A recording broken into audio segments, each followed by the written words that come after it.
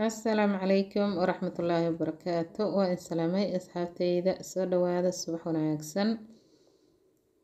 سودوا هذا ولا لها قالي برتا أنا قال صعدتا والسهرة الشانل سودوا هذا ساكو حنسمي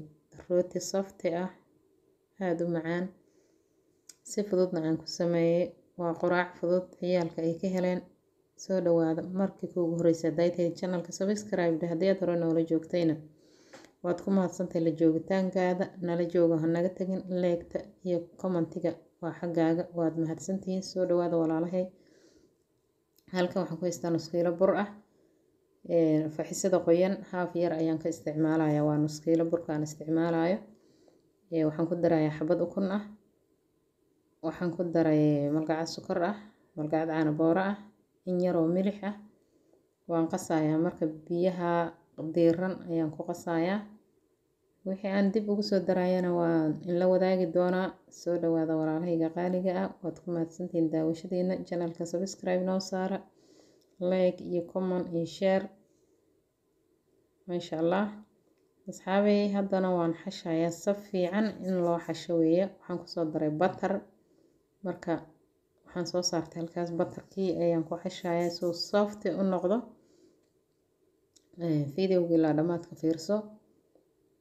commentigana igu soo dhiirigeli waaka asxaabteyda sidaas ayaan u qasay soft ayuu noqday waan dhiganayaa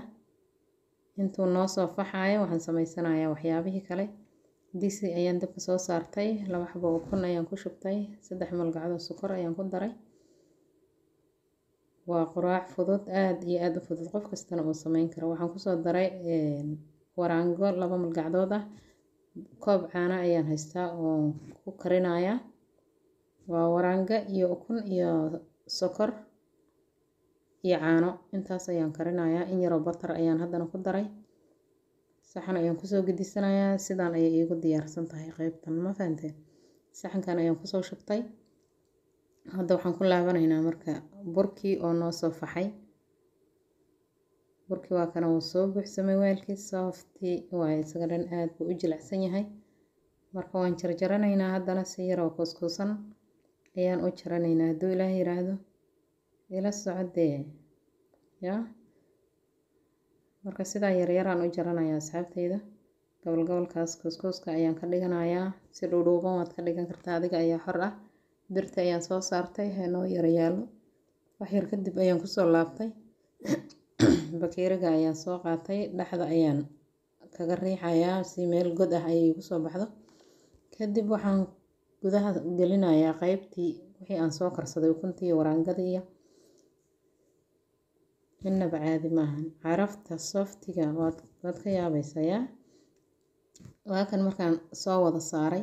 halkan waxaan ku haystaa ukunta qaybta yelowga in yar oo caano ayaan ku darsaday marka waxaan ka marinayaa hareeraha si uu guduud iigu noqdo foornada way ii shidan tahay hadeer ayaan gelinayaa ila soco kaamirada iga dhaqdhaqaaqayso karaali noqda waa kana markuu ka soo baxayna 1 2 3 soo mahan waad ku mahadsantihiin daawashadiina asxaabta qaaliga ah